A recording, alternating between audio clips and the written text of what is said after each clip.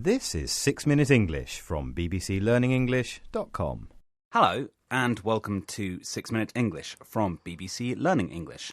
I'm Dan Walker-Smith and in today's programme I'm joined by Nuala O'Sullivan. Hi Dan. Now in today's programme Nuala and I are talking about marathons. These are the very long runs covering 26 miles or 42 kilometres. Now Nuala, you're a very experienced runner, so how many marathons have you run? Well, I've actually run 4, Dan.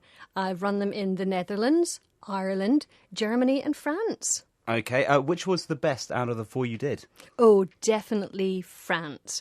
I was running through the vineyards and you got little drinks of wine all the way along, and there was steak and oysters to eat as well. I mean, it was a gourmet marathon. It was fabulous. That's quite different from the normal marathons. You're not going for a certain time, you're going for an enjoyable experience. Well, I would say I was going for a good time because I wanted to enjoy myself, not a good time as in getting a fast time. Ah, very good indeed.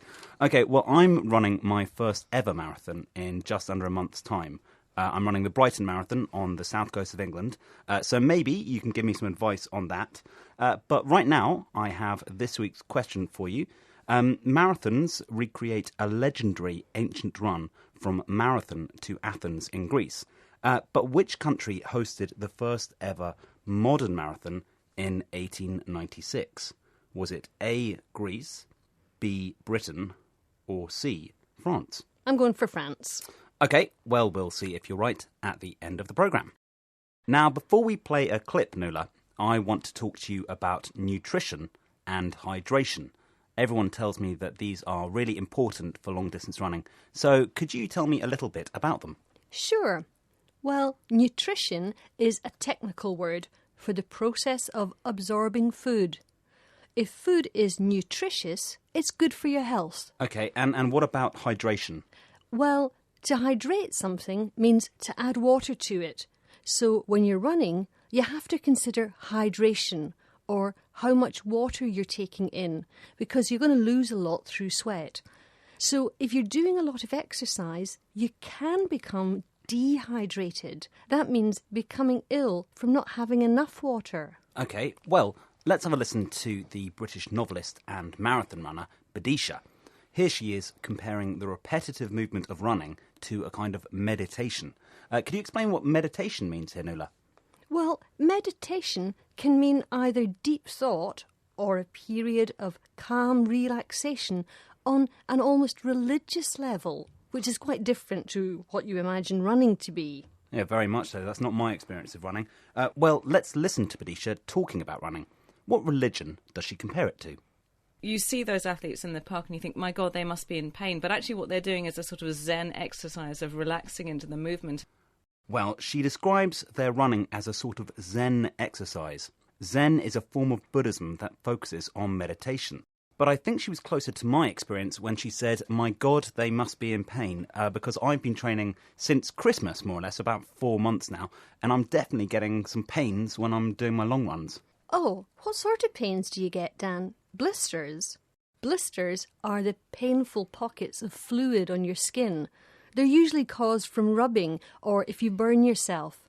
They're very common in runners because your shoe might be rubbing against your foot and then that way you'd get a blister. No, it's not really blisters I suffer from. It's more a muscular pain. Ah, OK. Well, muscular means involving or affecting the muscles. So you probably need to stretch your legs more. Well, there are some of the physical problems that runners experience. But Nuala, how important is your mental attitude for running marathons? Oh, I think it's really important. And I think if you're doing yours in a big city like Brighton, there'll be lots of people out encouraging you. And it's always nice to have a big crowd that makes it a kind of party atmosphere. But the other thing to bear in mind is that 26 miles is a very long distance.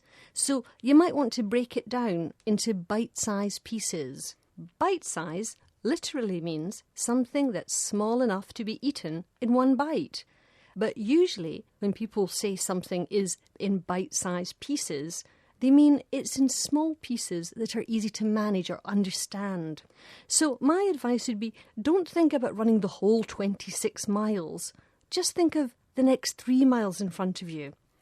Okay, well, that sounds like great advice to me. But we're almost out of time now. So let's go over some of the vocabulary we've come across today.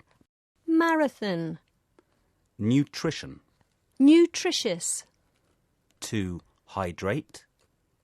Dehydrated. Meditation.